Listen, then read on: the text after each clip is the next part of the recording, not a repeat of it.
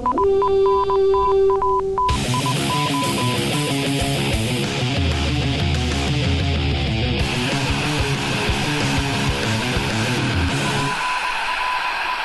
to Norse Code, the #1 podcast for your Minnesota Vikings. I am your host and producer. My name is James Pagashnik. Thank you so much for listening. And on the other end of the tin cannon string, we have a special guest. Instead of Arif, we have decided to bring on a heavyweight champion. He is a former WCW champion 4 times, former WWF champion 2 times, and a King of the Ring, and is most commonly referred to as the Macho Man, Randy Savage. Randy, how are you doing this fine evening? Yeah! Cream rises to the top. Excellent. I have to say, I about doubled over in laughter when I saw the picture of you, Arif Hassan, contributor to the Daily Norseman and other blogs around the internet. There was a picture on Twitter of you and then of the Macho Man, Randy Savage, and it looks right. It looks. I feel like this is. It's coming full circle now. We can get purple Arif T-shirts. I feel like that's the next step. Yeah. Well, so that was actually. So what's great is that that was actually when I did follow wrestling. Because I lived in Grand Forks. They loved wrestling there. It was near the end of the Roddy Piper, and it was in full Hollywood Hulk Hogan. It's when he switched from Hollywood Hogan to Hulk Hogan. So that was the era that I followed. So Macho Man Randy Savage was a big deal. I remember his match against Ultimate Warrior, WrestleMania. Welcome to the show. We've got lots of things to talk about. We do have a game to recap. We're not going to speak of the game by name yet because that's going to make it real. We're big into denial here at Norse Code. But we do have lots of things to talk about, including the firing of the offensive line coach for the Vikings. We have some actual news on a move to Los Angeles that doesn't involve the Vikings. And we have a huge mailbag to talk about, which I'm excited about because some questions in it do not refer to what may or may not have happened on Sunday afternoon. Enormous mailbag. Great distraction. Mailbag. I like a good distraction. This is going to be good. But first, as you know, if you are a listener of the show, we are ad-free. We prefer to be ad-free. We don't like to spend 30 seconds to a minute intermittently during the show to discuss LegalZoom or Squarespace or anything like that. We prefer to be funded by you guys. We really appreciate that. Appreciate all the support we've gotten over the last year. We have a new donor to thank, Steve Henches. Thank you so much. Apologies if I screwed up your name. Believe me, I have sympathy for you.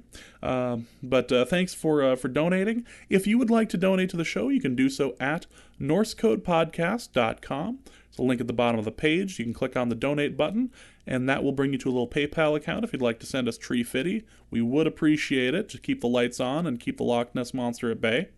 Or you can go to our Patreon. You can go to patreon.com/NorseCode, and you can donate there. It's much like a sustaining member of a podcast, or a sustaining member of like NPR, where it's a couple bucks a month or something like that. So, the Vikings fired their offensive line coach, Jeff Davidson. That seemed like it was a long time coming. Are we surprised? I'm a little surprised, if only because, there were multiple opportunities to get rid of Jeff Davidson that they did not take. And it seemed like the respect that he garnered around the league, the clout that he built up, the work that he had done with late-round picks like Brandon Fusco and John Sullivan, it seemed like that was going to give him a long lead. And in this case, it didn't. But the Vikings, fought tooth and nail to keep him back in 2012, 2013, when Frazier was fired. So in the 2013 offseason, the Vikings worked very hard to keep him, and it wasn't difficult or anything. He was still under contract. But, Jeff Davidson, we mentioned this on the show back then too. He was garnering interest from not only the Atlanta Falcons, which everybody knew about, but also, the New England Patriots and the Oakland Raiders. And based on what I knew, he wasn't that interested in the Raiders job. He was certainly interested in the Falcons job and a little bit interested in the Patriots job. But the Vikings blocked Jeff Davidson from seeking other employment opportunities. What many listeners to the show might know, based off of what I've said on the show in the past, the I mean, Davidson was pretty pissed. So there was maybe a contentious relationship between Davidson and the Vikings, but they worked on it, and over the course of the season, it sounded like he bought in, and he wanted to leave at the next available opportunity initially, but then worked on a contract extension, and so he had signed a contract extension. Obviously, that didn't work out. They fired him, but this is somebody that actually they valued really highly up until, of course, the end of this season, and it sounded like maybe he had built up additional credit because Matt Khalil did a lot better this season. One thing that I think people may forget about Khalil's recovery is that Jeff Davidson might not be personally responsible for that. The Vikings hired an outside consultant, Hudson Hoke, who a couple of people are maybe mentioning as a replacement, to fix, Matt Khalil, and it sounds like that dude was pretty successful. So who knows if Davidson even gets that much credit for fixing Matt Khalil, especially when he was overseeing a tenure when Matt Khalil got worse, not better, until we brought in an outside consultant. So, Davidson might be graded by an offensive line whose performance was maybe unfairly bad because of TJ Clemmings. You're just not ready for that sort of thing. But maybe it's his fault that none of the late round picks recently have panned out. Maybe it's his fault that Brandon Fusco didn't transition correctly. That sort of stuff. Maybe it's his fault that he didn't see sort of the things that needed to be done with Mike Harris. Maybe he had played a critical role in scouting, the most recent crop of offensive linemen. Maybe, the Vikings hold a lot of blame for him with David Yankee. We don't really know everything, but it sounds like it makes a lot of sense, but I'm still surprised. It's still a bit of a shock considering the fact that he's been on the staff for so long. But we are looking for a new offensive line coach. We may end up going with that outside consultant. Or Zen Cupid asked a very interesting question, and apparently it's one of those, has it really gotten to this point yet? Zen Cupid asks, what are the chances of taking Mike Tice away from the Raiders as an offensive line coach? Probably zero.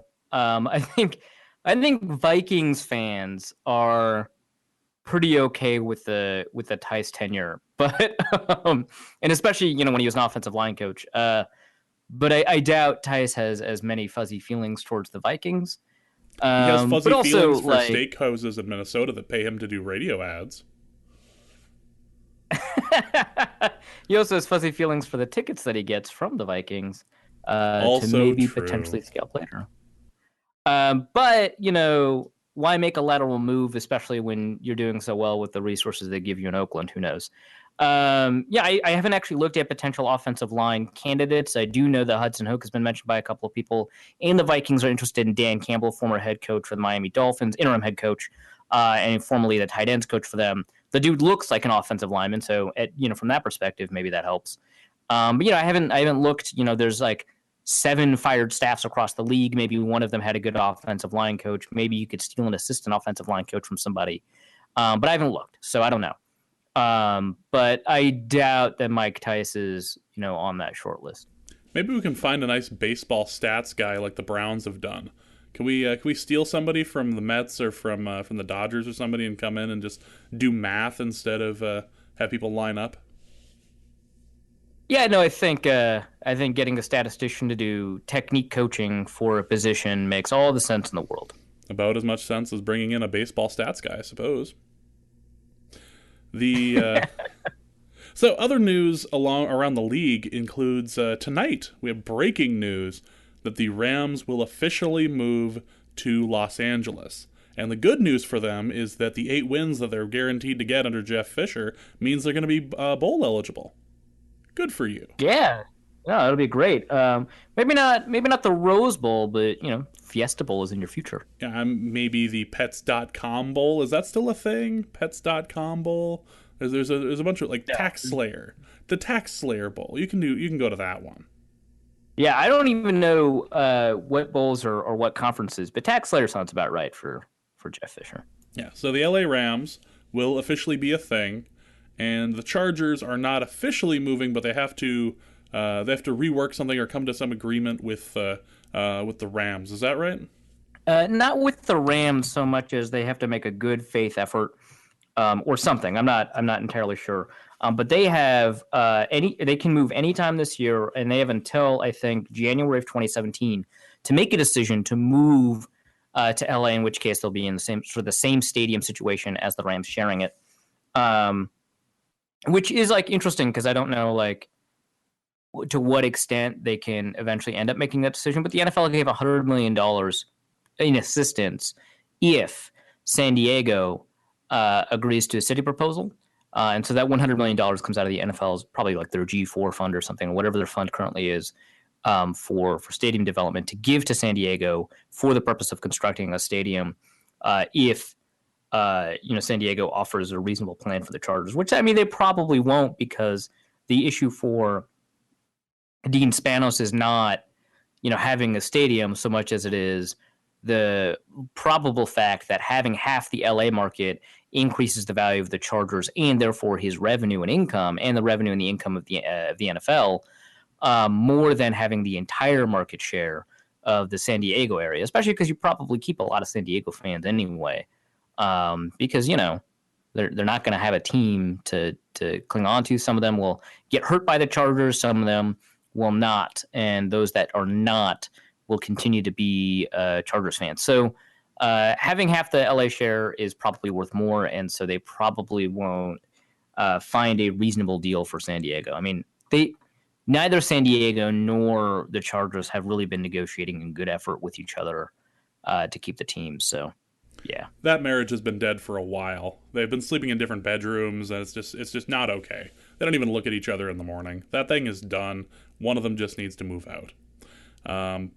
It's funny to watch this go down because you feel like momentum as far as building up a team like fan base would be better served if both came at the same time. So that way it doesn't feel like... I would think so.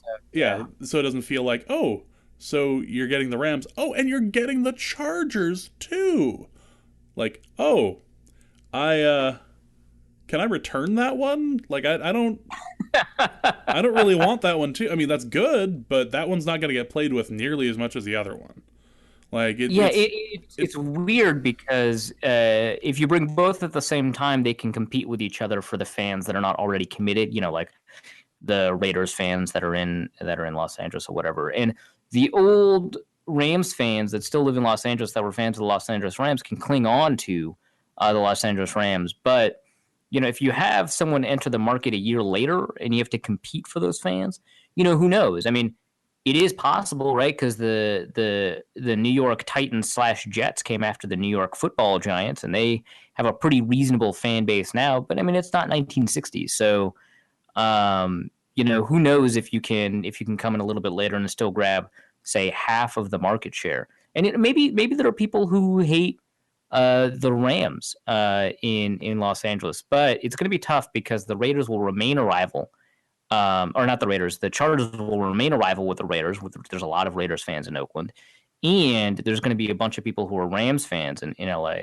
And so if you give them an additional disadvantage in generating local fan support, it might be hard. But LA is a pretty big city, I hear, so maybe you'll get enough fans either way. And it's full of transplants, so it's not like the world's biggest deal, but I feel like having them both at the same time means something more because they're both there immediately.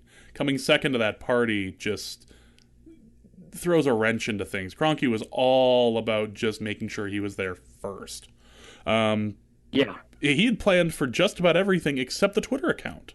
What are they going to use for a Twitter account? Yeah, so this is super interesting. We were talking about this before the show, but... The St. Louis Rams Twitter account, as of this recording, is still at St. Louis Rams, right? Which means I can't keep that Twitter handle, but at Los Angeles Rams is taken, at Rams is taken, and at LA Rams is taken. So at Los Angeles Rams is a fan Twitter account that their whole goal was to bring the Rams back to Los Angeles. So that might be their best opportunity to buy that Twitter account from that handle. And in fact, they're fans. They might even give it away for free. I was going to say, the fans would probably give it away for a couple of tickets, even to the Rose Bowl. Right. In fact, yeah, they might. In fact, a lot of teams might. A lot of teams actually pay for things by offering amenities instead of paying money. And if they're fans, you probably could actually just give them season tickets, even to the Rose Bowl, and make them happy. It is probably not as valuable a handle as at LA Rams because it's probably better to have shorter Twitter handles, and at Rams because that one you can just keep forever. But those aren't held by fans. So at LA Rams is actually at Lara MS, who is the communication director for GoPro. So she probably understands the value of a Twitter handle, which is bad for the Rams in this case. But she's also probably willing to sell it. I mean, I think she runs the GoPro account. I don't know. I didn't do any research on her, but she's the communications director, so it makes sense. She doesn't tweet that often. That account is probably not that valuable to her anymore. So they might have to talk to her. She might have a more valuable account. At Rams is just some Indian dude who's into coding. He tweeted a lot yesterday, so he's still active. We figure that's probably that just might part be of a harder his name, negotiation. Yeah. Yeah, it's probably part of his name, like Ramakrishnan or something like that, right? Yeah. And that's just like a cute nickname that he and his friends have. But if they end up wanting the Rams thing, it could be useful in 20 years when they decide to move somewhere else. Right, exactly. That was a durable Twitter account. I mean, if Twitter still exists in 20 years, but you might as well plan for it. But that one's harder to because that dude lives in India. It might be just more difficult to get a deal done. You could probably wire him money. He's into coding, so he's probably into like internet forms of payment. But still, that one's a bit more difficult. So I just want to see Stan Kroenke try to figure out a Bitcoin policy, like trying to figure out how we're going to be paying this guy in India for his Twitter account in Bitcoin. Can somebody just brief me on this quickly? So you see, one Bitcoin is worth $50 unless it's not. Depends on the day. Depends on which house is housing it and which people are mining it. No, let's not go to the Bitcoin. It's a silly place. Yeah, I just thought that was fun. It's like, oh, you've planned for every, like, even Jerry Jones is like, you know, Kroenke has planned for like every possible thing that could happen during this move. Like, oh yeah, except for the social media aspect of it, where now he has to figure out who he's going to pay for the Twitter account.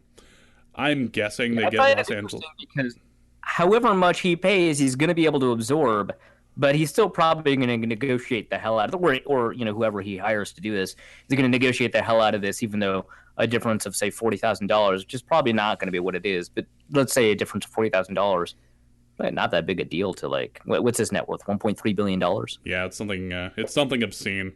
It was probably in that large pamphlet that he was giving out to people for the move, that large PowerPoint or that large PDF that was on Deadspin about how much he hates the St. Louis market. That's a great PDF. We should probably link that in the show notes. But it's basically like, I mean, it's politely worded, but it's basically like, this city sucks. It's unworkable. It's not a football town. People don't go to these games. Screw them. And Cardinals fans are awful. I feel like that was said in there too. It might not have been. Oh, but he the classiest fans in baseball are the worst fans in football. That's probably what it says. Yeah. All right, we're 20 minutes into the show. Let's get to it. We are no longer playing football this year. We lost. It happened. We lost to the Seattle Seahawks in a freezer of a game. And the only thing that anyone wants to talk about is the final drive and, by proxy, the final kick. Let's talk about the final drive before the kick. Sure. The thing that bothers me the most about this, you know, we've been watching the Vikings like all our lives. The thing that bothers me about this is the ability to bring up hope. Because I didn't have a hope before Kyle Rudolph went what, 20 yards and got us real close. Like that. Yeah. This is all Kyle Rudolph's fault as far as I'm concerned, because he gave me hope that the Vikings were going to pull this one off. Yeah, I talked about this a little bit on the radio, like my emotions going through the drive, but certainly, I mean, that Rudolph catch and run, because he broke a tackle in the middle of it. That Rudolph catch and run, it filled my cold torso with warmth. And he hadn't done anything. That was the cruelest thing. He'd done nothing exactly. all day. Yeah, and that was the cruelest thing he could have done, is make us believe, right? That's the cruelest thing any team can make you do right before something like that happens. And Kyle Rudolph, specifically through sheer will and individual effort, screwed us. picked the wrong day to try to prove his contract, or at least the wrong time. It's like, hey guys, I'm getting paid a lot of money to do this. Watch this 20-yard run. Oh, I'm going to break a tackle and run out of bounds too, so we have time on the clock. Go to hell, Kyle Rudolph. You gave us hope. It's all your fault. It's all your fault. Because the problem isn't that we lost, it's that we expected to win. So let's talk about the kick. Who are we blaming? Are we blaming Mike Zimmer for calling the timeout? Are we blaming Adrian Peterson for not running to the middle of the field? Are we blaming Locke for the hold? Are we blaming Blair Walsh? Or are we blaming God? Who are we blaming for this? So I think Russell Wilson may have said something to the effect that God was watching over them that game. So certainly God deserves at least a portion of the blame. God is in play. Yeah, God is certainly in play on this one. And, you know, the curse that he laid upon, you know, Minnesota in general and the Vikings in particular, you know, that definitely had to play a role. So definitely God deserves at least, you know, a sizable portion of the blame. But beyond that, I don't think I would blame Zimmer. In fact, I thought that the game overall was managed very well. The timing issues were weird, right? But they weren't as weird as the week before, so whatever. Complaining about that seems like we're just, you know, picking at things. Yeah, exactly. So I think you're kind of reduced to, and we're only talking about the drive. There were obviously other things that happened in the game that had big impacts. We'll talk about those in a second. But in terms of the kick, there's a great article. I've tweeted it out twice now from Inside the Pylon by a former Dartmouth kicker who analyzes the mechanics of this kick and explains sort of everything that went wrong. And so there's actually sort of three things that go wrong, and they create two specific problems. So the first problem is the laces. And we're all familiar with this, not just because of Ace Ventura, but because, you know, we've had discussions about this before with Locke. We saw it earlier in the game where the laces were in / facing the kicker, and it changes your contact point, it changes the trajectory, and most importantly, it changes the power. So the thing is, power is not as big a deal 27 yards, you know, away from the field goal post. So that's not as big a problem. But it still does affect the trajectory a little bit. And this kicker, I totally just forgot his name. I blanked on it. It'll be in the show notes. He surmises that they had a discussion probably about the laces. And you know, on the sidelines in case, you know, they were going to kick again, which, well, they were. And the issue is twofold. The first is actually with the long snapper. The long snapper needs to snap it at such a velocity and such a spin that when the holder catches it, the laces will be out. And so if that never happened, we're not having this discussion. But, you know, that happens a lot. I mean, it's not like every snapper has perfect spin. We see a lot of holders spin the ball when they grab it. But it's cold. And I think that we heard that a couple of times. And, you know, Locke was having a little bit of difficulty handling the ball. And so the question is whether or not he should spin it or if he should set it and plant it. Because if he botches the hold, I mean, that's worse, right? That's worse than having the laces in. That turns into a Tony Romo and, oddly enough, a Tony Romo in Seattle situation. Exactly. That's exactly it. And so, like, I mean, then what, right? And then obviously you only blame Locke when, you know, the blame could be on the long snapper in the discussion that they have on the sidelines. So they want to avoid that situation. So they decide that if he catches it the way that he does, and he doesn't feel like he can spin it in time based on his handling, based on the, you know, how cold it is and you know, his ability, that he'll just put it where it is. And so that's a little bit, of course, on Locke for not being able to have enough dexterity / trust in his dexterity to do it.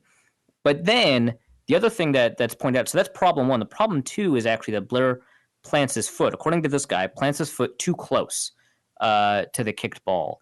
And so typically kickers want 6 to 8 inches. And we saw that on successful Blair kicks, that he was 6 to 8 inches from the football.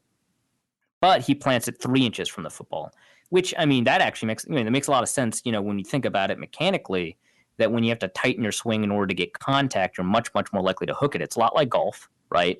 And it's a lot like quarterbacks. Your footwork matters. And I mean, I don't think anyone's going to contest the idea that footwork matters when you kick.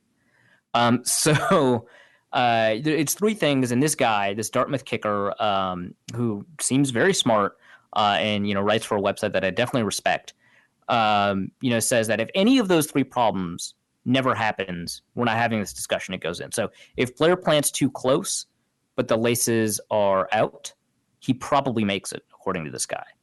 If the long snapper spins it appropriately, he probably makes it. If Locke has enough dexterity and has enough faith in his dexterity, he probably makes it. So there's a lot of blame. But I think the most blame, if we're going to blame people, doesn't go, with Adrian Peterson for planting it on a hash, because I think it was a more mechanical problem, right? Because I mean, he's a kicker. He should, even if he's more comfortable on the right hash instead of the left hash, or more comfortable from the middle. It sounds like he's more comfortable from the right hash. Peterson was trying to increase the probability of the kick going in by increasing yards, and that probably helps a lot more than moving to the correct hash. Obviously, in this case, if you have the exact same mechanics, Blair has a different aiming point, so he might still be off. And so I'm not going to blame Peterson for not centering the ball. I'm not going to blame North Turner for not calling a play that centers the ball, because Adrian was just running to space instead of running to a spot, and maybe that's on Turner and not Peterson. I think the majority of the blame lies with Walsh, which, whatever, I'm not going to give the guy too much grief. He's a good kicker. He wasn't a good kicker the year before, or even actually the year before that, and he turned it around a lot this year. I'm not even going to go into the fact that he scored the other points, because the job of the kicker, and no kicker accomplishes this job, but the job of the kicker is to be 100% unless you're like 55 plus. And it's an impossible job, literally impossible. No kicker's 100%. But every kicker thinks they have a bad game if they have a miss, unless it's from like 55, 56, 57. Some kickers probably think that too. So he has a bad game, even though he scored all the points. And I think that he agrees with that. I don't think anyone's upset about that. And it's even not like he's not shying away from things either. Like he did what the media asked him to do, was basically just sit and answer every question and just go, "This was on me. This was on me." Yeah, astounding class. Yeah, it was fantastic. Like, you felt bad for him at a certain level too, because this is a kick that he should have down fairly easily, and it just wasn't there. The guy I feel most for in all of this is the guy that was there was a Deadspin video out of a fan who thought the kick went in, and he was celebrating until he found out that it didn't go in. I need to tell you something. I was 12 or 13 or 14 rows above that fan in the exact same section. We all thought the kick was in. I thought the kick was in. Like, it's probably more heart-wrenching to think it went in. I probably should have led with survivor. Like, this turns into you being a survivor of something, like a flood or like a natural disaster. Like, I survived finding out that kick didn't actually go in.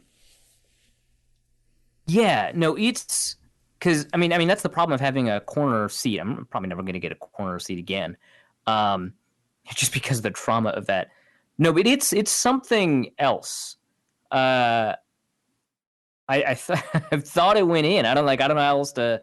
I saw the kick go up. I saw it go past the uprights. I had a direct line to the uprights, so I couldn't see, the difference between the two uprights. And it goes past them without it going to because it wasn't wide right, and that's the direction I was facing. And since it goes behind the only upright I see, I thought it was in. It's a 27-yard chip shot, right? So I definitely thought it was in because the only evidence I had was that it was in. So we started cheering. I mean, like the guys below us, obviously you saw in that video, he started cheering. I hugged my girlfriend. Like, I was cheering very loudly. There's a Seahawks fan literally right next to us in the seat next to us who went absolutely quiet because he thought it was in too. The people behind us were high-fiving each other. And as I'm turning around to high-five the people behind us, the Seahawks fan yells, "It's no good." And I don't know if you know what it looks like to see someone's heart break. like in real time. But as my heart was doing it, right, I was watching the people behind, because I turned around. I was watching the people behind us experience the exact same thing. And yeah, no, time stopped. I mean, it took like 10 minutes basically in the span of like a second for us to process this information. So, I mean, it's like everything about their face, like light escapes from the face, right? Like the eyes die, the eyebrows droop, the smile doesn't turn into a frown, right? The smile just goes away, Yeah. right? So, yeah, it's just like life is sucked away from you, and I'm watching it happen as it's happening to me. So, yeah, man. Your reaction, you had a much longer, drawn-out reaction to mine. I threw my hat on, I was standing up for it. I threw my hat down on the recliner because the kid's sleeping and I didn't want to yell. Because if I wake the kid up, I have to go deal with it. So threw the cap down at the chair. I walked over to the kitchen, to the stairs where the laundry chute is, tossed my jersey off as quickly as I've ever taken off an article of clothing in my life. Just threw the jersey down as hard as I could, came back to the living room and just didn't talk for 10 minutes. That So you were almost the exact opposite of the Texans fan in that commercial. Exactly. that was about it too. It was I just needed to be. I just didn't go into the car to yell. I just threw things as hard as I could, sat and was quiet because I knew that I had an hour and a half drive that I had to do immediately after the game, and I had a lot. Ooh. I had that to think about that whole time. Like I don't know. I don't know if being around fans would have made that better, but just sitting in a car for an hour and a half after that was just brutal. Just because that's the only thing you can think about is, right. Yeah. You imagine literally put yourself in an isolation chamber, so that's obviously the only thing you can think about. Yeah, I did yell between Grand Forks and Thompson, which is 7 miles. I did yell pretty much straight. Like that was it. Whew. It was just 7 miles of just yelling rage. Yeah. So my immediate reaction was closer to your first one than your second one. It's I think it's kind of funny in retrospect, but like, you're supposed to bring styrofoam to the game in order to prevent the stadium from sucking the heat out through your boots and stuff. So we brought styrofoam to the game. But we didn't get assigned seats. We got the bleacher seats in that corner because I think the tier 2 is mostly bleacher seats except for the alumni chairs. And then tier 1 is mostly seats. So I didn't realize this because I'd mostly been in the tier 1 section of the stadium, but we had bleacher seats in the corners. So we had metal seats. So we decided early on to put the styrofoam on the seat instead of on the ground, which, I mean, we were standing up the entire game, so it didn't really matter. But I mean, the styrofoam that we brought is like packaging. We probably couldn't stand on it because it was funny shaped. You could rest your feet on it. You can't really stand on it. So what ends up happening is that we both sat back down on these stupid styrofoam booster seats and just stared at the field for like 10 minutes. And I mean, the cold gave my girlfriend a face burn. Like it was bad, but we just like couldn't. We just like sat there on idiot booster seats made out of styrofoam for 10 minutes, just like absorbing it. And like most of the fans had already moved to the stairs, right? And so we're not quite alone. There's other people like kind of trying to absorb the thing. But I mean, the seats around us are empty. So you probably could have snapped a pretty good candid of us just like slack jawed, staring at the field. And They're yet just, like, you didn't thinking, take a selfie. You didn't just take a moment to be like, we just need to document this moment. Yeah. Well, that was up to some other enterprising fan who didn't actually take advantage of that opportunity, unfortunately for them, to take the picture or a video, right, of just someone sitting there.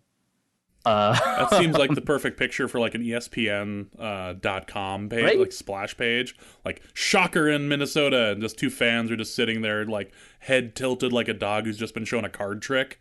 Just what? Exactly.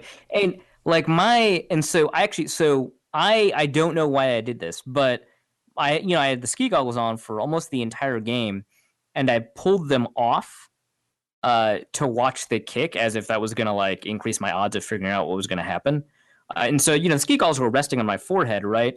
And so the picture would have been like some useless ski goggles resting on my, that it would have been perfect, right? Resting on top of a beanie.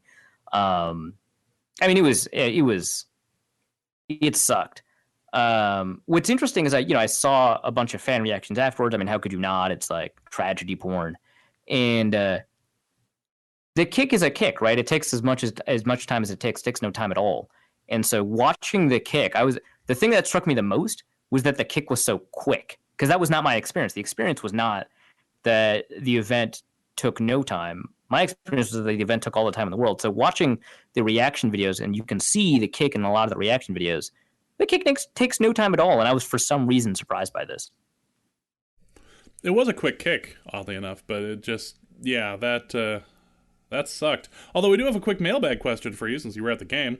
Tom Cahill Jones asks, for those at the game, how long did it take for your tears to freeze? I told myself I wouldn't cry if the Vikings lost. Again, not because I don't want to cry, but because the tears would freeze to my skin and cause tissue damage. So I didn't cry. And the people behind us didn't cry, and my girlfriend didn't cry. No one I saw cried. And I think that was a self-defense mechanism. Possible. Although if the Big Lebowski has taught us anything, it's that strong men also cry, Arif. Strong men also cry. I agree. Strong men also do cry. So I suppose the next thing that we have to talk about is Teddy. And Teddy... were there other players in that game? Other plays happened. It was crazy. There was a running game, and, like, Mike Wallace caught a ball, too. It was nuts. Like, he even broke a tackle. I that catch probably cost us $800,000. It was amazing. Like, he was justifying his contract and stuff. It was great. So Teddy, numbers-wise, this wasn't going to be some amazing 1,000-yard passing thing. Russell Wilson didn't throw for very much either. It was freezing out. But Teddy didn't look bad out there, and he had a little bit of time to play because the line was holding up for the most part. Yeah, no, I thought Teddy looked like actually probably a better than average quarterback, and that's not by damning by faint praise, but I do want to limit the amount of praise, of course, because he wasn't phenomenal, like you said. But I don't think he was an average quarterback. I thought he played a little bit above average. And Pro Football Focus actually put together the grades for the game. They released an article or whatever. And I think for the first time in quite some time, I agreed with everything that they said. And they gave Teddy like a plus 1.7 or 1.2 or something, a plus 1 plus grade, right? And they pointed out that Teddy didn't complete any passes beyond 10 yards. But when you have a passing game that is almost entirely dependent on below 10 yards passing, and you are basically 100% accurate, I mean, that's still performing above average, because quarterbacks on average do not complete 100% of their passes or 100% accurate on passes below 10 yards. Now, of course, he had that ball to Stephon Diggs that was deep, deepish. That was relatively on target. I'm sure that you could have had better ball placement, but I think that was more on Diggs for not winning the positioning battle. You have sort of the out of bounds throw, which I thought was catchable. It's not easily catchable, but I think Teddy put it in maybe not the best spot, but pretty close to the best spot to catch it, and it just wasn't completed. And I think that by some measures, you could say that Teddy was actually 100% accurate in the game, because he had 7 incompletions, 7 incompletions, right? 4 of them were contested or dropped. One of them was the out of bounds one, and the rest were batted at the line of scrimmage. So he had a pretty precise game, all things considered. Especially, I mean, you mentioned that the offensive line held up, and they did a better job in this game than they did 4 or 5 weeks ago. But you do want to point out, I mean, Michael Bennett had himself a day, and Teddy still performed well despite one of the highest grades Pro Football Focus has given. for an edge rusher in playoff history. And you don't need Pro Football Focus to validate what you saw. He put pressure on the quarterback pretty often. He got, I think, 1 or 2 batted passes. I think it was 1, and he got a sack or 2. He set up some of those sacks. He had a great game, and despite that, and we were so happy. We were so happy when he got knocked out, and then he came back 1 play later. Like, God damn it, really? Yeah, there's no relief at all. And despite the fact that he had a great game, I thought Teddy did remarkably well. Damn shame that he couldn't have been out for more. As soon as he went out, I tweeted something along the lines of, "All right, let's see what this means for the run game." Oh, he's back immediately. That's it was. It was too bad. Yeah, and I like Michael Bennett as a person a lot, but I would have been okay with him taking a little bit more time to recuperate for sure. Yeah, maybe take the rest of the series off. Just yeah. Rest. I mean, you looked cold and tired. It's important to maintain your health for the Pro Bowl. Exactly. The Pro Bowl means a lot. People still use it to decide whether or not you're going to the Hall of Fame. So, remember that. Pro Bowl. Peterson. That was... I suppose we have to... he didn't do terribly, but it was the fumble that led to the points that is the killer.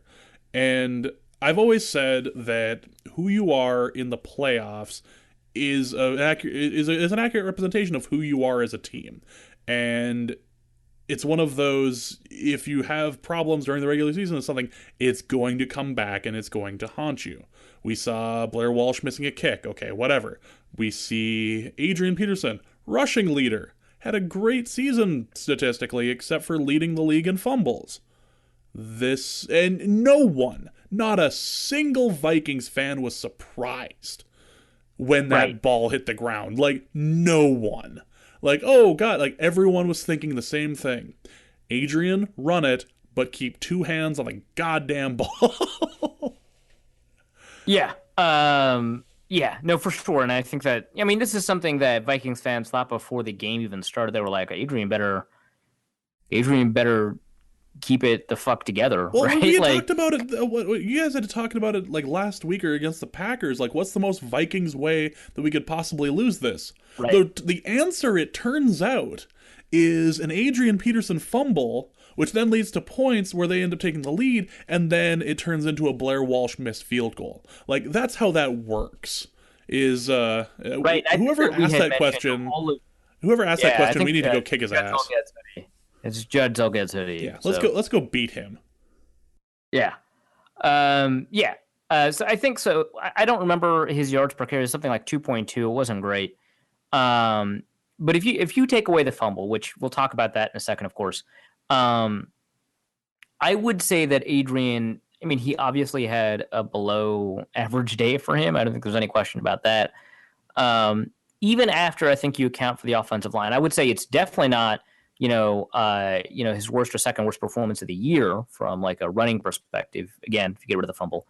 And what, even if you include the fumble, because he had some pretty bad games in terms of fumbles. So I would say it was not his worst or second worst performance of the year if you just take a look at sort of the film. But I thought that he had some problems. I thought the offensive line, first and foremost, is, obviously to blame. To the extent that you can blame an offensive line for doing poorly against a really good defensive line. And to that extent, I think that you can in this case. Yeah, they're the number one rushing defense in the league. Right. And so you want to give credit to the Seahawks. But in terms of trying to figure out what the Vikings did wrong, I think that the offensive line plays a big part of it. But I do want to say, Adrian Peterson did break some tackles in the backfield when they got to him immediately, only to be tackled by someone else in the backfield. That's not his fault, right? But there are situations where I think that things were either his fault or he could have done a lot better than he did based on who he is. And we kind of just expect sometimes a Hall of Fame level running back to transcend these problems, and they very often do. And we've seen Barry Sanders do it. I think most famously, we've seen Walter Payton do it. We've seen even Emmitt Smith do it, even though that's not really what he's known for. And he had a great offensive line. And in these situations, you expect Adrian Peterson to do it and to get at least 3 yards a carry based off of the play that he got, and probably break one out because he can, and he didn't. To that extent, he definitely performed below who he is. But I also think that if you put an average back in the same situation, they would have done, if they had an average game on the film, they would have done only a little bit better. And so I wouldn't say Adrian had a terrible performance. I think that you're right, but I think that he had an iffy performance, a below average performance. Then you add the fumble, and there were not a lot of turnovers in that game, which is also something else we can talk about from the Vikings perspective. But yeah, there weren't a lot of turnovers, which means that there weren't a lot of opportunities to generate like an additional possession. And obviously that ended up being either the difference or a difference, depending on how you look. I mean, all these mistakes, if, one of these things changes, the Vikings win. The Walsh mistake is one of them. Adrian's one of them. And, maybe the third thing that we want to talk about is Andrew Dejo, missing that interception. And you want to give him credit for getting to the ball, but, I mean, you don't get full marks unless you complete the play. So I was saying to somebody, like, if that was any other player on the field, it would have been picked. Like, it would have been picked. It would have ended up being Sendejo. Yeah, even Xavier would have picked it. I think Chris Cook would have come a little closer to getting that if he was on the field in that position. Cook could have nearly picked that. He was just gift wrapped. Yeah. It was one of those AP games that was like a lot of the games that he had this year, where he ended up with a small number of yards. It was feast, famine, famine, famine, famine, and his stats weren't padded by a 70-yard run or something. Like, it felt like one of those games where he was destined to break and didn't. And as a result... Exactly, and I think it was the second or early third quarter, where it felt like he was definitely going to do it because he strung together a couple of runs, like a 5-yard and a 10-yard. And you're like, oh, he's so close. And I think there was even... was it Michael Bennett saved a play? It was either Jerick McKinnon or Adrian Peterson, but Michael Bennett saved a tackle, and there was like just green in front of him. Yeah, and then somebody had asked if AP got benched after his fumble because all it was McKinnon coming in after that. It was like, have you watched the Vikings this year? This has actually been really typical, where they end up kind of resting Adrian for a little bit and have the speed come in and try to see if that's going to end up working a little bit better. Yeah, it probably had zero to do with the fumble. I mean, they haven't benched Adrian in the past for fumbles. Why would they start in the friggin' playoffs? Yeah, it didn't make any sense. So no, he wasn't benched. It was what they've been doing all year. What was interesting to watch was the corners on the Vikings, specifically Trey Waynes, who picked up his first... He had himself a game, didn't he? That was his first career interception, and what a great time to do that. Yeah, right, exactly. I was like, wait a second, was that Waynes? Yeah, right. It was amazing. So I didn't, look up a recap of the game or what happened. So I don't actually know why he was in for so many snaps over Terrence Newman. Did Terrence Newman get injured, or was it just regular rotation? Newman went injured. He went out fairly early in the game and was listed as questionable, and so Waynes ended up coming in. So he certainly stepped up, and it wasn't just the interception. He had a great game. He had another pass deflection in the game. He was keeping up with receivers, and a lot of people over the past couple of years have said that Seattle doesn't have that many good receivers, and it turns out they actually... I mean, Doug Baldwin, obviously, we saw a shining moment from him. That catch is... I mean, it was an astounding... It was one of the best catches I've seen this year. And then also Tyler Lockett's also very good, and Trey Waynes kept up pretty good coverage. And from my perspective, I was able to see a little bit more of the field probably than a lot of the broadcast, and my guess is, if I look at the All-22, which I still don't have the stomach for yet, when you look at passes that he wasn't targeted, he looked really good based off of what I saw. So that was great to see that he definitely stepped up in Terrence Newman's absence. Xavier Rhodes, I thought, had a pretty good game.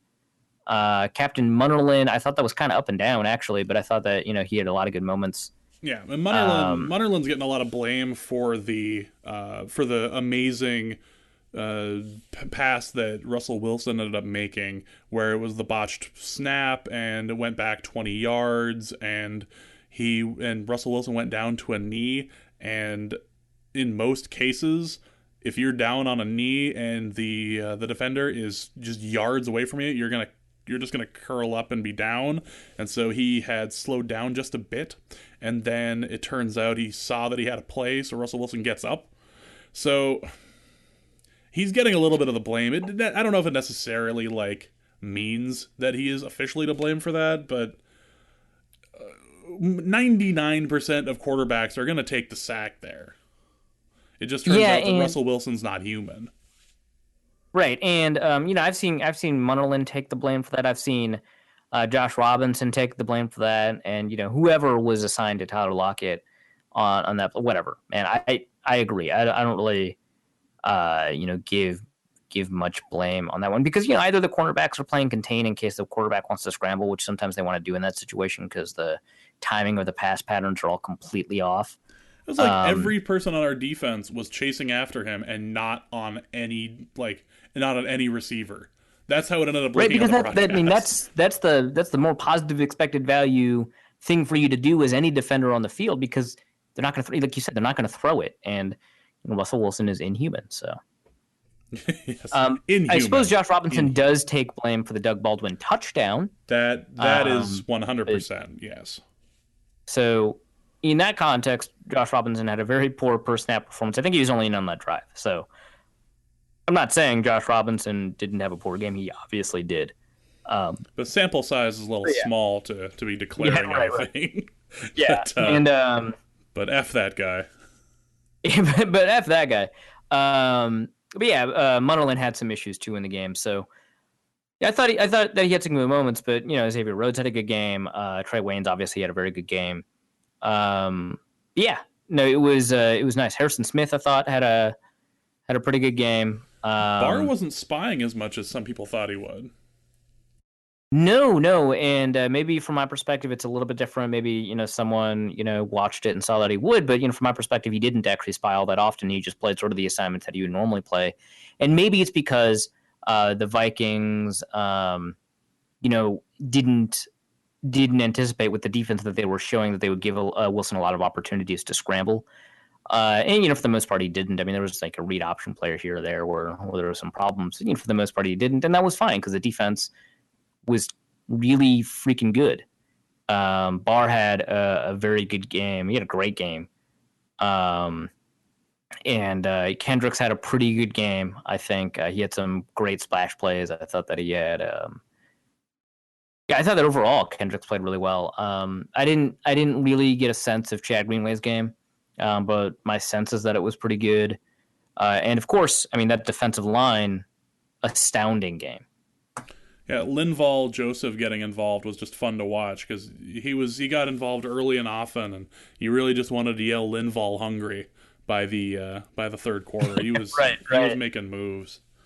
No, it was he was wrecking stuff. Yeah, he was wrecking people. So I don't know if we have much more to talk about for the game itself. That was a little draining. I want to say that was a little exhausting to go through. I don't recommend going on a long drive after something like that. Going on a long drive alone? No, don't do that next time, James. Don't do that. Right. But I will say this last thing. Obviously, especially in the playoffs, it doesn't mean anything. But if you are into moral victories, if you're a Gophers fan, one could theoretically count that as a moral victory. I mean, come on, Gophers fans love moral victories. Gophers fans do love moral victories, and they like rioting after both wins and losses. So good for you guys. But yeah, so if you're into moral victories, you could theoretically count that as one. But it was so draining, right, that it doesn't count. I'm going to have a piece up about moral victories. Hopefully by the time this podcast is published. We've had 3 this year, including the Seattle game. Again, if you want to count a heartbreaking loss as a moral victory. But, obviously the Arizona game and the Denver game count as well. So we'll talk about that in the article. But this counts in theory because Seattle was favored by 5 points in the game, 8 points on a neutral field, right? That's pretty significant. So that's kind of what happened. So we hooray definitely for showing up. Yeah, we definitely showed up. We definitely played hard. This is a team that some big wigs expected to go to the playoffs. I expected us to make it to the playoffs. I don't know if I expected to make it past the first round, but I definitely thought we had a playoff team here, and so it was nice to see that we accomplished it. I don't care if we would have lost in Arizona. I wanted to make it to the second round. I Right. think that beating a Seattle team would have given enough like oomph, like, okay, well, we thoroughly did ourselves better than we did last year. Let's keep it going. And everything. Like, okay, we won the NFC North and we lost in a heartbreaker. We can build on that, just like we always Yeah, no, I mean, this is do. a team that when it plays well can, I think, beat any team in the league, because we've seen the Panthers be weak. We've seen them lose. We've seen them be put in tough spots, like against the Giants. Obviously they got within 3 points of the Cardinals. So they got basically within one play of the Cardinals. So this is a team that, when it's good, and it was a severely injured team, right? Against the Cardinals. I mean, obviously you've got the normal injuries, right? You've got Phil Lodeholt and John Sullivan injured. But you also had, I think, all members of the Big Three were injured in that Cardinals game. And so this is a team that, when injured, can still put it up against a pretty healthy, dominant team like the Cardinals. So that is meaningful in terms of our perception of who this team is and what they can do. I spent the entire game trying to avoid texting my brother and asking where we were watching the game next Sunday. Like, I just spent the whole game just sitting there just going, I'm not making plans for next week. I am not making plans for this week, or for next week. It's just not happening. We need to win first. And right when they was about to kick, I'm just sitting there just going, don't look at your phone. Do not say anything. Or those people who had said, oh, the Vikings are up, are leading this, and haven't lost this year if they're leading this. Like, nope. Just don't tweet it. You're not going to jinx yourself. Like, crap. So here's the thing. So right when they were about to kick, I did have a thought go through my mind, like, hey, actually, Blair Walsh has missed like 4 extra points this year, and that's basically extra point range. I tweeted that too. I went, he was perfect. He was perfect this whole game because no one's asked him to kick an extra point, and then he was asked to kick an extra point, and he fucking misses. Right. That thought went through my head, but actually, the weirder thought that went through my head was, hey, if he makes this through, they still have 20 seconds. That's 3 plays, man. I could see the Seattle team, winning in 3 plays, right? I'm not assured of this victory if he gets it through. So I'm still nervous. Turns out I was nervous for the wrong reason, but my head had already thought of the right reason, and I just kind of discounted it. Ugh. So, gut punch lofts, obviously. Let's break out the chart and let's see where this one ranks. Included in this ranking would be the 1969 Super Bowl IV, which is notable because that's the one where the Vikings mascot had the hot air balloon that proceeded to crash and go into the stands and everything. That might actually be my favorite Super Bowl moment ever. And the 1973 Super Bowl VIII, against the Dolphins, which we lost. All of the Super Bowl losses we have. 1974, Super Bowl IX against the Steelers, lost. 1976, Super Bowl XI against the Raiders, lost. We also have the 41-0 game. Gary Anderson. Right. I believe the How I Met Your Mother fans will yell something here. Right. We have the Farvageddon, the 12 men on the field, and then the Favre interception. The Hail Mary push-off, and Nate Poole knocking us out of the playoffs against Arizona. Yeah, so I mean that's a good diversity of years, right? You've got the late 60s, you've got almost the entire 70s, you've got basically every year from 73 to 76. And then nothing in the 80s, although we didn't include the Darren Nelson fumbles, so let's add that. I just remembered it. And then you've got 1998, you've got 2009, and you've got 2000, right? 2003 Nate Poole and 2000 New York Giants, and you have this decade, right? So you've got the Shank at the Bank, I think is the most popular name for it now. So that's, I think, 11 moments if you include, right? That's a great name. I didn't come up with it, but that's a great name. So that's 11 moments if you include the Darren Nelson thing, which I kind of forgot to put into the show notes. Man, Do you? So I think that. So out of 11, I think that this ends up in the top 10, right? It has to end up in the top 10, but it can't go higher than 7. Like it'd be different if this was like an NFC Championship game. Like then it ends up getting closer to like the top 3. But this was painful, but not entirely unexpected. Yeah, and I think so. I think there's no question that both NFC Championship games rank above it. I think there's also no question that the first Super Bowl ranks above it. I think that maybe that's not the biggest gut punch emotionally, and maybe Gary Anderson is, but it's certainly in the top 3. I think the Vikings were favored pretty heavily in that game. The AFC won an upset the year before with the Jets, but still people didn't really believe in the AFC or AFL. And so that was pretty big. The Vikings were favored in that game and they lost. I don't know about the Dolphins, Steelers, or Raiders game, especially, the Raiders were favored by like 5 points, I think. 2009, I think, ranks up there. And then after that, I think 1975, Hail Mary. I think that 1975 team was probably better than the 73, 74, 76 team. And that makes sense, right? Because some of the best teams that the Vikings have ever put together haven't even made the Super Bowl. I mean, you take a look at, that 1998 team, 15-1, maybe the best team to never make a Super Bowl. You take a look at the 1975 team, probably better than the 74 or 76 Super Bowl team. You take a look at the 2009 team.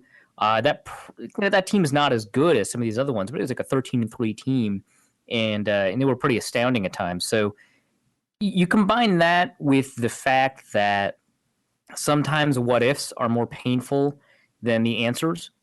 And I think that's because, like, what if, the Vikings got to go, I think it was the Broncos in 1998.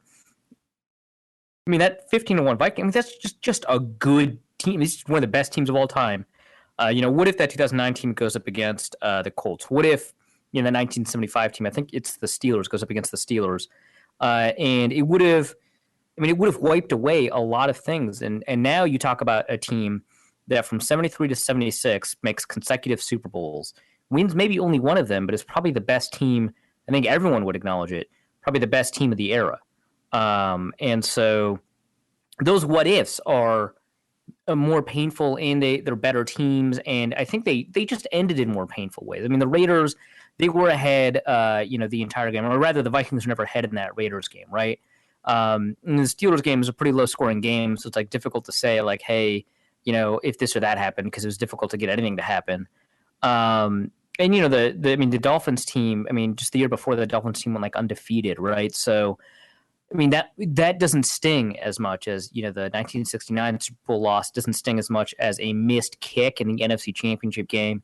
It doesn't sting as much as a simple like 12-minute on the field penalty, or the phantom pass interference on Ben Lieber, or an interception that's so Favrean, it's karmic that the Vikings had it happen to them instead of the Packers, right? Like all of those things, hurt. The 2003 Nate Poole thing, I think that hurts a lot. I think it hurts maybe a lot more than like Darren Nelson. I think that hurts more because, that Vikings team, there was a team that kind of collapsed, right? But it was a team that felt like it shouldn't have been pushed out by McCown, right? So, that one hurts a lot.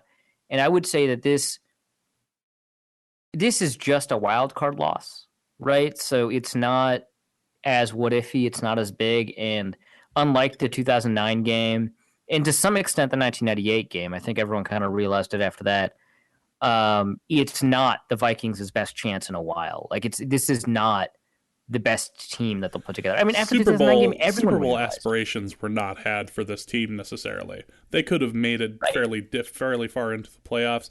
I maintain they could have done something nasty to Carolina. I don't know if we would have beaten Carolina. I don't know if we would have beaten Arizona. But we weren't necessarily going to make it to the Super Bowl. It would have been nice to play the Packers in the NFC Championship game in Minnesota. That would have been fun. But that would have been a lot of fun. But yeah, it's not just a team that beat it's a team that managed to exceed expectations externally. I guess internally, Mike Zimmer just said that nothing exceeds expectations because its expectations are very high. But I think reasonably this team exceeded expectations. But also, this team isn't done. The 2009 team, after that interception, everyone knew the team was done. Everyone knew that 2010 would be a last gasp effort. It wouldn't be good as 2009, right? Everyone knew that, right? And we picked him up at the airport anyway. Right. When you're desperate. But I think no one thinks this Vikings team is done. Everyone thinks this Vikings team is rising. I think it takes. Even Packers fans are like, this team is good and it's rising, right? There are very, very few people that think that this team has peaked. Maybe they're not going to get 11 wins next year. Maybe they get 10. But I think everyone's expecting a playoff run from this team, so they're not done. They're probably going to get better. That's the idea. So. Yeah, it's a missed kick. It's a chip shot. It doesn't hurt nearly as much as Gary Anderson. I don't think it, hurts as much as 1969. It doesn't hurt as much as 1975. 41 donut, that hurts a lot. I would say it's probably, I'm not going to go through the trouble of ranking everything. I would say all the Super Bowl losses, even though the Vikings didn't have a chance in like that Raiders game and they were not favored against the 72 Dolphins, who I think weren't even favored in their undefeated season in their Super Bowl, now that I think about it. Because they had like a really easy schedule. The Vikings not just weren't not favored in this game, and the fact that they got close sucks, but like the stakes aren't as high, in part because the expectations, like you mentioned, in part because it's a wild card game. So it sucked to be there, and it's like crazy. But I think that the strengths maybe 8 or 9, maybe 10. I would say, I would say competing for 10th are probably Nate Poole or Darren Nelson. Yeah, it ends up going higher simply because it happened at home. And because it happened in such cold temperature, I would end up ranking it right around 8. Like, it makes sense to be putting there simply because it was home and it was so freaking cold that people were getting face burns. So that's just where I was thinking. But I also wanted to bring up that on this week's podcast with Bill Simmons and with Cousin Sal, where they go over the lines, they brought up the famous article that he had written a while back about the most tortured sports teams and most tortured sports cities. And good news, Minnesota, we have officially passed the city of Cleveland. So the top 3 is now Buffalo, thanks to those 4 Super Bowl losses. We have consecutive in a row. Then it's Minnesota, and then it's Cleveland. And the ranking was made that way because Cleveland is just awful. Like, consistently awful, just nothing good happens. Nothing grows in that garden. It's just salt. I think they've only had 2 kick-in-the-teeth gut punch losses in the late 80s, and it's kind of it. And you have, right? And like, it goes all sports, so this would include the NBA, and they have LeBron now, so stop bitching. But Minnesota, however, like clockwork, this team every 5 to 10 years ends up getting really, really good and ends up getting your heart ripped out of your chest. So we have... Yeah, I think my favorite quote about the Minnesota Vikings actually does come from Bill Simmons, who, I'm not a huge fan of. I don't hate him or dislike him or anything, but, I don't listen to as much or read as much of his stuff, but he does have my favorite quote about the Minnesota Vikings, and it comes right after the Favre 2009 game, and he says, "No team more consistently and efficiently annihilates its fan base like the Minnesota Vikings." Hear, hear. And that's just...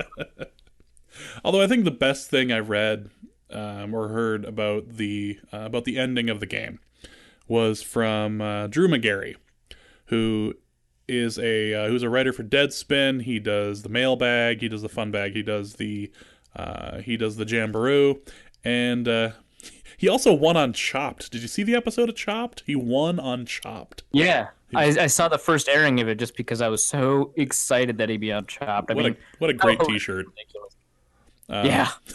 But Drew Magary had said, quote, "Maybe the worst thing about that kick is knowing that it's only the first of many times I will be forced to view it. In our lifetimes, I'm guessing the over-under of times we will have to watch that is probably close to 30 to 40. Yeah, and it kind of depends on what happens maybe even this next year. If Blair Walsh kicks two game winners, one in the Super Bowl, right? And that's obviously a super optimistic situation. But if Blair Walsh does that, I mean, we're probably not going to see that missed kick ever. I mean, Adam Vinatieri has really big, really important missed kicks in his career. And we never really see that because he's, the most clutch kicker of all time. Supposedly, and there's a pretty good article that kind of debunks that. But yeah, so there are situations that are pretty unlikely where we're not going to see that 30 or 40 times, but we're probably going to see it 30 to 40 times. My favorite thing about him saying that, though, was a bunch of Seattle fans saying, yeah, I know, man, we see that interception all the time, which, like, yeah, that sucks, but, I mean, cry into your ring? Be like, yeah, that was in the Super Bowl. Oh yeah, that was in the Super Bowl. That was the one after the one that you destroyed Peyton Manning and made him like lick up his own HGH fueled tears. Like that's what happened there, right? That's the Super Bowl after you established yourself as one of the best teams in NFL history, right? That Super Bowl, it was the one right after that, right? Okay, cool, got it. Just wanted to make sure. Just wanted to double check. So let's go to the mailbag now that we're an hour and some change into the episode. Let's go to our first question, which is from Iowa Josh, who asks, "Aren't we glad we're not the Bengals? Their loss was way, way more horrible." So looking at that, I don't know. I don't know if theirs was actually more horrible. That was more the chickens coming home to roost. Because if you watch, I think that's part of the reason it's horrible too, right? Because Blair Walsh, that's also kind of like, yeah, this is what you get because this is a guy who consistently misses extra points. So, but if you look at the Hard Knocks that was on Cincinnati, their whole like the thing they drilled into people was look at our system, look at the discipline we instill, and look at how good our players are. We will take bad players, bad in quotations, we'll take people with personnel issues or whatever, like Adam Jones, and we will turn them into success stories. That's what their whole team was built on, according to that. And what happens in the last minute and a half of that game? Right. Well, like I the think fumble triggered a whole mess of problems. Well, so I do think it's a worse loss. I don't want to say I'm glad I'm a Vikings fan and not a Bengals fan, although they don't really have a ring either. But I do think it's a worse loss just because, like, as a fan, the fact that the Bengals maybe morally didn't deserve the win, like let's say the Vikings, didn't ethically deserve or not deserve the win. The Bengals certainly ethically did not deserve the win, and it was very karmic. I think the fact that it was karmic, I think that hurts more because, to some extent, when we think of special teams, that's just a black box, and things either happen or they don't. But when players are stupid, like clearly that's something that you can fix, and it's like a mental mistake. And we talked about this on the show before, how mental mistakes are thought of and punished more severely because it's always something that you think you can fix versus physical mistakes where sometimes you just get overpowered and you can never fix that. Although, again, the way that we understand humans, that's not true, but we always assume that people can think their way around or just if they work hard enough or if they concentrate enough or focus enough, they can get over and not engage in mental mistakes. But the fact that that's true doesn't overcome the fact that we don't think of it as true. And so it's so easily avoided. 12 men on the field, another mental mistake that hurts us because it's so easily avoided. This is the same thing. If you don't argue with the refs about Joey Porter being on the field, sorry, Jerry Porter, then none of this happens. I feel like that hurts more than this black box not creating the output that we want on a chip shot field goal. Like I think the fact that it was so easily avoided hurts more, and it's your fault. It's not their fault, right? It's your team's fault, not their team's fault. So yeah. Next question is from Sean Smith, who asks, beyond big names like Harrison Smith, what players are in need of a new contract, and how many years does Red Ellison have? So I should probably take a look at overthecap.com to take a look at who the free agents are. But the first name that pops in my head is actually Mike Harris, the guard. He's had a great year. He didn't finish the year astoundingly or anything like that. But he's, maybe the second or third, probably the second best lineman that the Vikings had. So I think he's the most important, Michael Harris. After that, I think Marcus Sherrills is important. He's a really good kick returner. He's maybe decent depth. Maybe he didn't really turn out his depth as much as they wanted. I like Josh Robinson. Most people don't, and I get that. And so I don't really care if you – I'm not going to say I don't care. I understand your disagreement is what I meant to say. If you don't think Josh Robinson deserves another shot, fine, that makes sense. He's still extremely young. Rhett Ellison, as you mentioned, an important free agent. Zach Line is a restricted free agent, so that's actually going to be pretty easy. Audie Cole is another free agent that they probably want to keep for depth. And then, maybe like Adam Thielen's an exclusive rights free agent. That'll be easy. Maybe Robert Blanton or Andrew Sendejo. They're both free agents. You probably want to keep one of them. Maybe it's Sendejo. And then sort of the two, who knows names are Chad Greenway and Terrence Newman. Chad wants to come back. Mike Zimmer says he wants him to come back. And if, his contract is good enough, I'm fine with Chad coming back. And I mentioned this. Stop tweeting Arif and I. Arif is fine with Greenway coming back at his current contract. Well, not even at his current, maybe a little bit lower. But if the contract numbers are right, I don't care. Especially because the cap is going to rise. So, yeah. Terrence Newman, Trey Waynes look pretty good. So, maybe. You can't have too much cornerback depth, so maybe. That depends on the contract, too. So those are the ones you have to figure out and determine the numbers and see if those two players want to retire or not. And if they don't want to retire, kind of what role they expect and what role you expect of them and what that means monetarily. So those are the things that you want to figure out. But there's a lot of contract situations you have to figure out. Harrison Smith, sort of, you need to figure out whether you want to give him an extension before you activate his option. That's a thing. And then you probably want to, figure out Matt Khalil too, because he got optioned and maybe you don't really want to spend that much money. Phil Lodehold is a 2017 guy. You probably want to figure that out anyway. And so those are the things that are right after that too. Next question. Oh, and Mike Wallace, you probably want to cut him or restructure. Yeah, which is funny because Zimmer said in the press conference today that he wants Mike Wallace back, which might just be one of those, like, I just need to say this because I have to say it, but do you really want Mike Wallace back? It depends on the contract, but probably not. Yeah. He does. Not for the amount of money that he is scheduled for, anyway. Next question. It's from DB Josh D, who asks, any non-Viking on the free agent wish list? Most people are talking about Alshon Jeffrey or a couple of the others here on the list, but is there any non-Viking on your free agent wish list?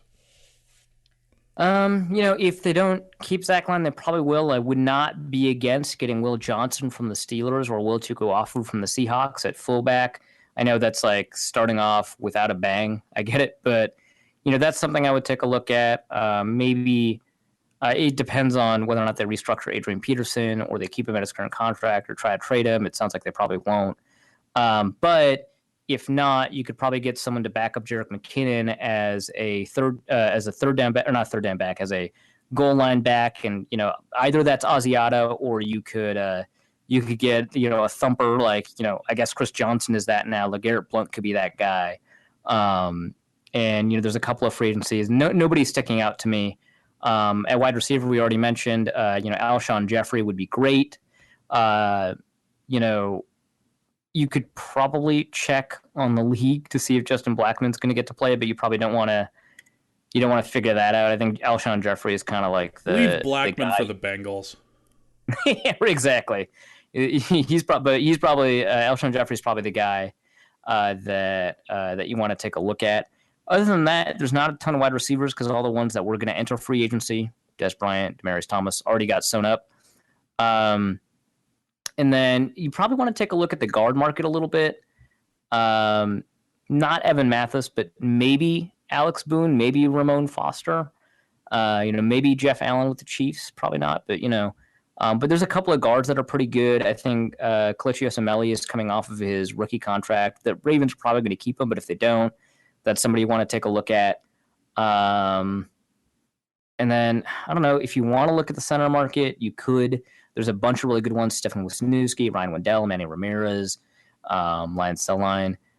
You could also take a look at Rich Incognito, not at center, but at guard. Willie Colon is probably too old, but worth mentioning. I don't have a really big wish list because I think that the Vikings don't have a ton of needs they need to spend a bunch on. And I don't really know sort of who would fill a need. Like maybe Tom Johnson becomes too old and you can find an old guy, but that's not a wish list thing. That's just like a find a dude thing. Let me take a look at the safety market. So obviously you have Eric Weddle. If he's cheap, that would be amazing. I'd love him. You have Mark Barron. That'd be great. Reggie Nelson is the system. That would be great. Dave Bruton with the Broncos. That would be pretty good. This is a pretty decent safety market. Del Moss with the Dolphins. Probably not, but I mean, he's been really good at times. Eric Berry, obviously, they're probably going to sew him up, but still, old, but maybe worth it. A lot of safeties you could take a look at. That would be pretty interesting, especially because the Vikings are going to lack safety depth because of the way free agency goes. And then I wouldn't say no to Marquette King, that punter. We're talking about punters here, folks. Punters are people too.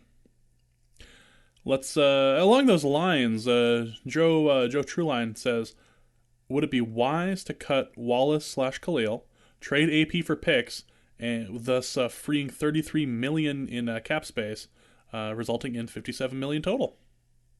I just don't know what you'd do with $57 million of cap room. Well, we could try our best to find a way to get Sue up here. I mean, we could just sell our soul and get Ndamukong Suh for a year and have that sort of fun stomping around. That's probably good for 1 year of him.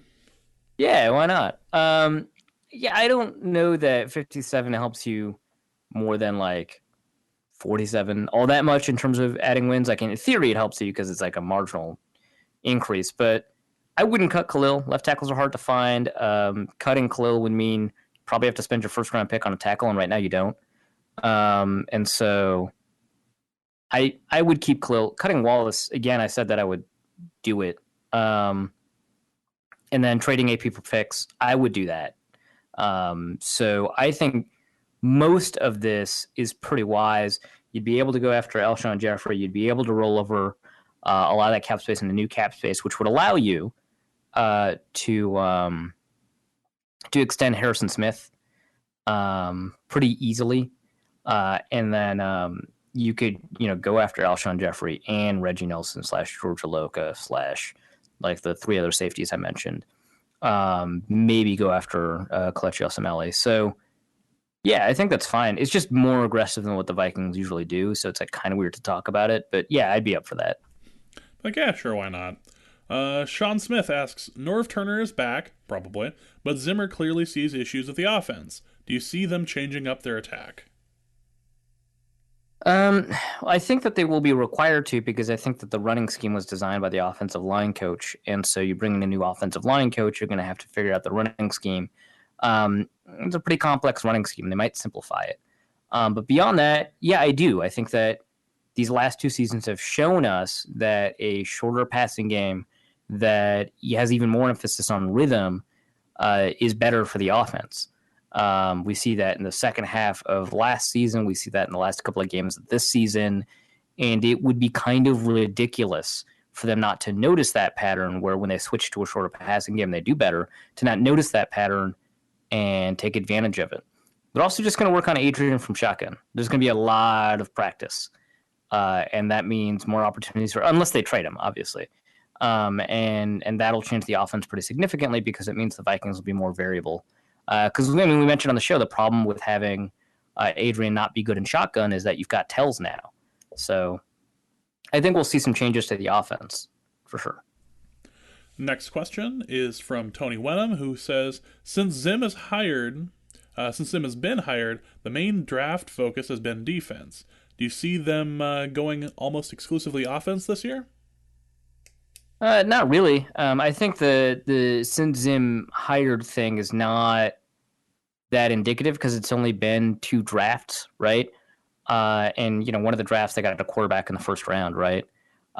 So I don't really see it being one way as a result and one way or the other. I mean, you only have so many picks to say something was focused one way or focused on focused in a different direction.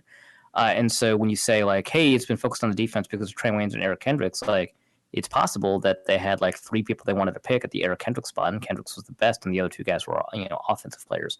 Um, Specifically in this draft, I do not likely see the offense being a huge focus, not because they don't need to fix it, but because I don't see what you spend your first round pick on. It could be wide receiver, that makes sense, but I don't see being an offensive lineman because I said I don't see them replacing Khalil. And like literally every other position on the offensive line, the Vikings have demonstrated again and again they don't see worth first round value.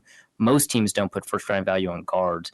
Only one team, and admittedly it's a very good offensive line, but only one team has recently spent a first round pick on a center. That's Dallas. The other teams don't do that despite all their issues at center. And very few people do it for right guard. Some people do it for right tackle, but very rarely and usually accidentally. So I just don't see a first round pick on the offensive line. And then after that, you've got like safeties and linebackers. Like the Vikings have surprisingly few obvious holes to fill, and that means maybe 2 of them are on offense and 2 of them are defensive. So who knows? But I just don't see it that way. I saw a mock draft the other day by accident that had the Vikings picking up a wide receiver in the first round. Like, I wanted to slap him. It's like, really? I mean, no, I could see it just because they don't have a big-bodied guy. They don't have a contested catch guy. They probably selected Josh Doxson. Maybe Michael Thomas. I wouldn't really like that much. Maybe Laquan Treadwell, but he probably wouldn't fall that far. And maybe Corey Coleman, although I don't like that one much either. I mean, I like Corey Coleman. I just don't think that he fills a void as much. So, I mean, I could see it. Probably would have to be Doxson. I don't know. Next question is from Kyle Johnson, who asks, what has George Stewart accomplished with the Vikings? Only good receiver seasons under him were with Favre. Has he had talent? For those who don't know, George Stewart is the wide receivers coach for the Vikings. Yeah, well, that's a pretty good question. So he's, extremely well respected, and I think that the things that come up most often with him are Terrell Owens and Roddy White. And I think that he deserves a lot of credit for Roddy White because Roddy White was super raw coming out and is super technically refined now. So with the Vikings, though, it is tough to reel off like a list of talent, but I would say that he deserves a lot of credit for Harvin, who a lot of people think of as now a guy who was not a refined route receiver, who was not able to run traditional receiver routes. But I think that he was, and I think that the Vikings misused him. In fact, and I know this sounds weird and like I'm fighting against myself on this one, but I think that all the teams that had him, the Jets, the Seahawks, and the Vikings misused him because he was so good on these gadget plays. They didn't want to think of him as good on some of these other plays, and I thought that he was. So, maybe I'm wrong. I thought Greg Jennings obviously was good, but he arrived good, so he doesn't really get credit for that. But then you've got all of these wide receiver failures. Maybe you count Michael Jenkins as that, maybe not. Maybe Sidney Rice. I don't know. But you bring in all these free agents that were young that didn't pan out. You bring in Cordero Patterson. He doesn't improve. You have all these late round receivers that didn't improve. It sounds like Scott Turner was more responsible for bringing Stephon Diggs in than George Stewart. But maybe George Stewart coached the hell out of Thielen and Diggs, in which case he deserves credit for that. I can understand why there's tension about George Stewart, especially just after they fired Jeff Davidson. But it sounds like he's even more respected than Jeff Davidson, and it sounds like the Vikings are more impressed with him. Fair enough. Vikings fan 280 asks, do you think Jerick McKinnon will see significant increase in touches on earlier downs in 2016? I think so. I think that he's good between the tackles. So I think that as Peterson ages, and as the Vikings need to reestablish a running identity, I think that they'll run Jerick McKinnon up the middle, and it just increases your options if he can, and they want to demonstrate that he can, because when he's under center, you don't want him to only run routes or only, run to the outside, because then, opponents will cheat and then you've got nothing. So I think that we'll see him on traditional downs. Next question is from Tommy Gunn, who asks, what trends did we see that bode well for the team in the future? We saw a lot of trends. I think that the defense is young and sustainable. I think that sort of the most exciting players on the defense are young. Anthony Barr, Linval Joseph is going to be 26 at the beginning of the next season. Like, that's nuts. Sharif Floyd obviously is very good. Everson Griffin is not as young, but he's still pretty young. Obviously Anthony Barr, Eric Kendricks, Harrison Smith, they're all young. Xavier Rhodes. Maybe we can get some of these guys to a Pro Bowl. Yeah, I think maybe that's a possibility. So yeah, those are all trends, and I think that the Vikings doing a better job of generating turnovers is maybe a trend. Those tend to be tricky to predict.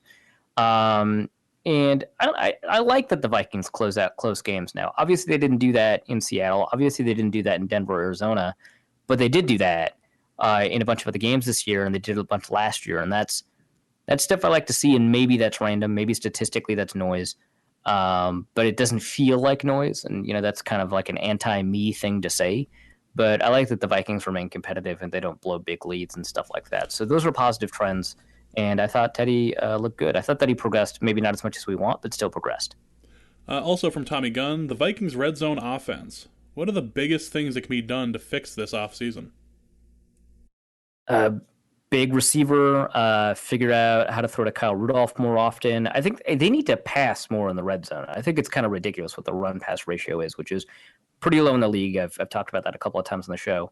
And Adrian has not been as good in short yardage situations as a lot of people like to think, because he's such a punishing back. We just kind of assume he's good in short yardage situations. He's kind of average. And is it because of him or because of the push that happens behind him isn't good enough? Because you end up seeing something like when the Packers are running with Fat Eddie Lacy, when Lacy ends up getting 2, it looks like the whole line pushes him forward 5. No, and that's a really good point. But I mean, Peterson, sometimes he runs right behind Berger and Harris, and he can't himself generate enough power to get those extra yards, or sometimes he makes bad decisions in goal line situations, and doesn't hold on to the ball. It's difficult. Doesn't hold on to the ball, and it's difficult to separate, especially in goal line situations, the offensive line and the running back. But I mean, I feel like if you put Asiata in those situations, you're maybe a little bit more likely to get a touchdown, at least in one of those, in one of those like 3 runs at the goal line or whatever. But yeah, I think that they should diversify a little bit more. I think they should not just pass more, but I think they should just be a little bit more daring in the red zone, be a little bit more willing to run gadget plays, screens, stuff like that. But we'll see. Getting a big-bodied receiver and incorporating Rudolph a little bit more, those could be the only answers that the Vikings need. Part of me wanted to say, about Asiata, you might get a touchdown out of that, or 3, whichever that. Or 3, whichever that. Right. Next question from Nathan on Twitter, who asks, could U.S. Bank be a disadvantage next year? Historically, elite defenses are played outdoors. I don't want to be a soft dome team again. That's interesting. I haven't actually thought about historically great defenses and whether or not they play it outdoors or indoors, but I doubt U.S. Bank Stadium is going to be a disadvantage. In fact, new stadiums historically turn out to be advantages, especially for the first couple of years, because the team is much more familiar than their division opponents or any of their opponents. There's a lot of studies that show that. And because more and more stadiums, the newly built stadiums tend to be more dome stadiums than not. I just don't think I just don't think that that's evidence that outdoor defenses are necessarily better, especially because there's a bunch of really good defenses from good climates that are functionally dome teams, like Arizona and Carolina. Like they play outdoors, but I mean, like, the weather is not an advantage to that defense. So I don't really think that that's the thing, especially because, like, Lions defense from 2 years ago is pretty good. They played in Ford Field. So yeah, I don't see that being a thing. I think that's more a coincidence than it is a relationship. Not actually something that's correlated at all. Or, worst case scenario, if it turns out we're coddling them too much, we could just do the major league thing and give them an old plane or an old bus, or take away the heating and cooling tubs. It'll be fine. Yeah. What's the worst that could happen out of that, right? Make in the Yeah, movie they make the pennant. It'll be fine. yeah. I just think home field advantage is strong in new stadiums. So, and especially because like these defenses that were good outside early in the year, the elements were not that advantageous to them anyway. So, you kind of just cherry picking. Next question is from Christopher Wiley, who asks, more painful, one season of Game of Thrones or one season of Vikings football? It really depends on the season. Like, right. I would say like the 2011 season sucked, but it wasn't like as painful. And no one right? lost, like no one lost their head or anything. It wasn't like that bad. And without getting into too many like Game of Thrones spoilers for people, like, you know, there are certain events that were pretty tragic, but I don't know if like I have a feeling that certain seasons of that are slightly more awful to go through, like emotionally draining than some Viking seasons at least. Yeah. Like when 2012 wasn't that painful, even though that like loss to the Packers was embarrassing. I mean, it was Joe Webb. Well, it was embarrassing, but yeah, no Viking fan other than like Ragnar and Paul Allen were expecting a win there. Like, right. So yeah, I mean that wasn't a painful season. Yeah, our season ended when Adrian Peterson very nearly broke the all-time rushing record. Like, no one was really thinking anything was going to happen that next game. Right. So I would say, what was it? Season 3 of Game of Thrones was probably more painful emotionally to me than the 2012 season. I'm thinking season 4 would have been more damaging. The right with a trial and then an unexpected way to die if you're winning a fight sort of thing. Yeah, that sucked. That trial kind of got to me, but I think the fight after the trial got to me more. Yeah, that one was pretty good, especially since it had other unexpected things happening to it. So it was like, yeah, that was probably worse than the game if you're experiencing that just as a viewer. But still sucked. I suppose the difference between that and the actual game that happened this weekend is at least that one was not being played outdoors in the cold as much. So there's that. Yeah, it's different watching a White Walker than it is being one. Exactly. Also from Christopher Wiley, sort of a rationale here. Am I wrong in not being really heartbroken here? We went toe-to-toe with the defending NFC champ, and we won the NFC North. I'm kind of in the same boat here with it sucked to happen, but we should be really happy that we accomplished what we did. Yeah, I think you're just kind of like a week ahead of a lot of people, so no, I don't think you're wrong. Maybe he had the same hour drive I did of just, shouting for 7 miles and then figuring out, okay, well, getting rid of it all at once, yeah. Exactly. Maybe it wasn't such a bad thing.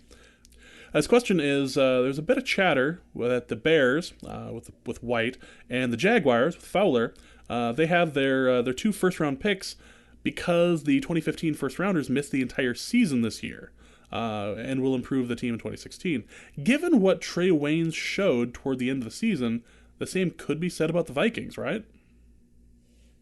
Maybe. I kind of feel weird about that like, the idea that you have an extra first-round pick because your first-round pick didn't play this year, it's kind of weird to me, especially because the reasons that they don't play would diminish their value. So if Dante Fowler had an ACL tear and Kevin White had his injuries right before the draft or the year before the draft, they would have dropped in stock significantly, maybe out of the first round.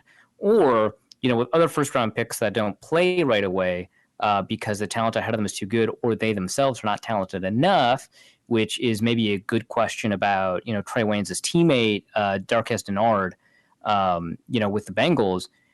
Maybe, the information that the coaches have indicate that they're not as good as a first-round pick. So the idea that first-round pick doesn't play could theoretically count as another first-round pick. I don't know.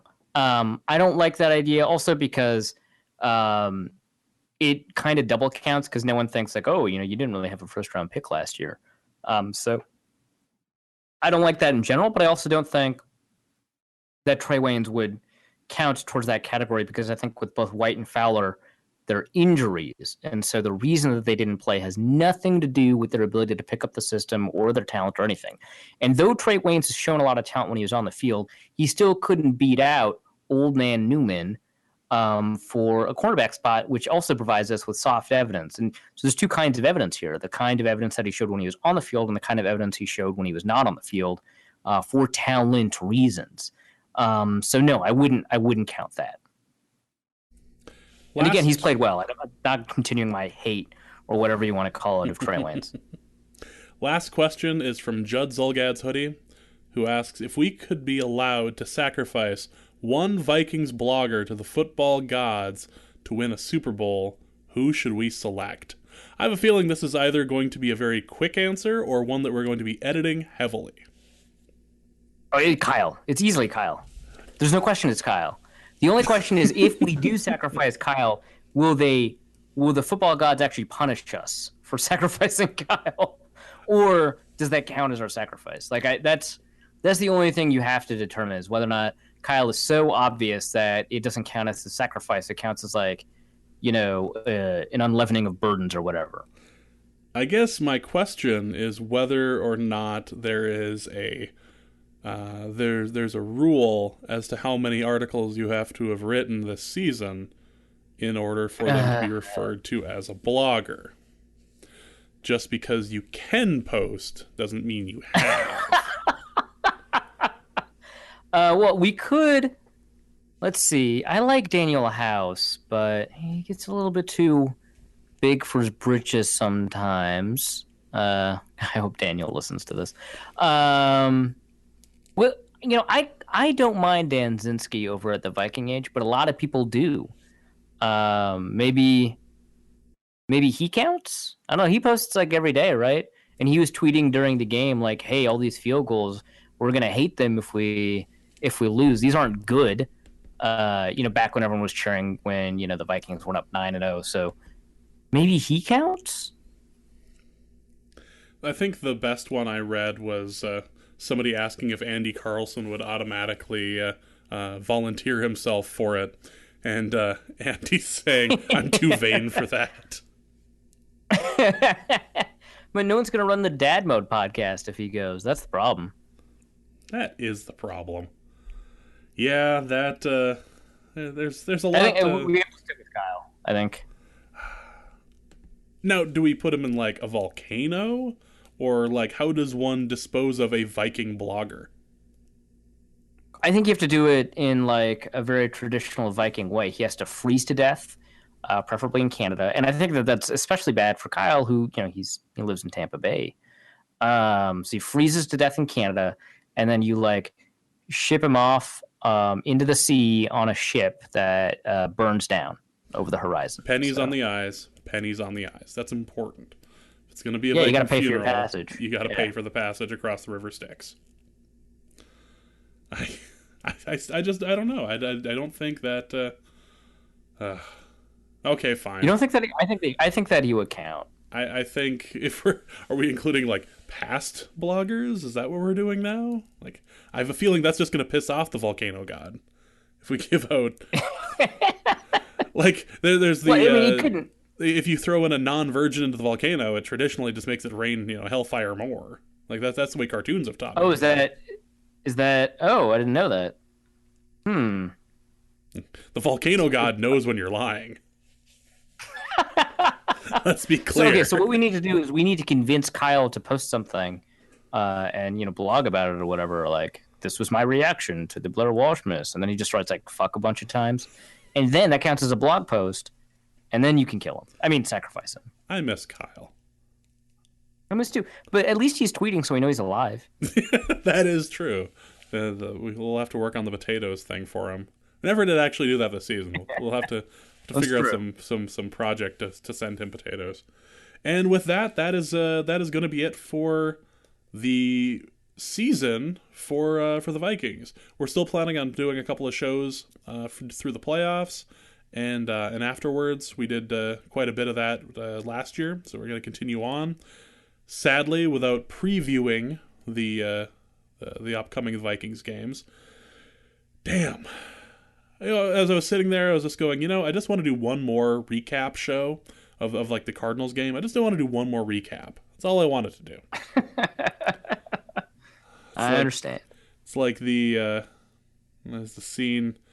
There's a Doctor Who scene where the guy, right before he's about to die, he was, I don't want to go. Like, well, no, you're done. You're done here. So that is going to be it. I have a feeling we're going to switch back to one show a week now for a little bit, and off season kind of it'll end up being a little less often than that. But we will try to keep you as informed as possible with all things Minnesota Vikings. Please check us out on Twitter. You can follow us at Norse Code DN. It's a great little Twitter account. I'm not just saying that because I do end up doing most of the tweeting for it, but it's a nice little Twitter account. You are at Arif and NFL, correct? Oh, correct. Correct.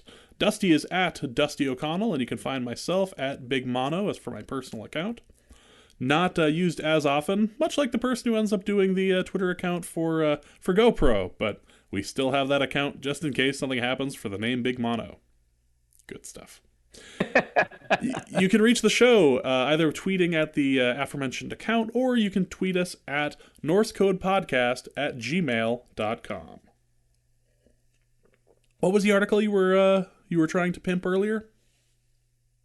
Oh yeah, it's the Vikings and the value of moral victories. Talk about some of the moral victories the Vikings had, and whether or not you should give a shit about moral victories. That's right. We're pimping articles on the show. Finally, Arif has something to plug. We can count him as a blogger. Hooray! Yep.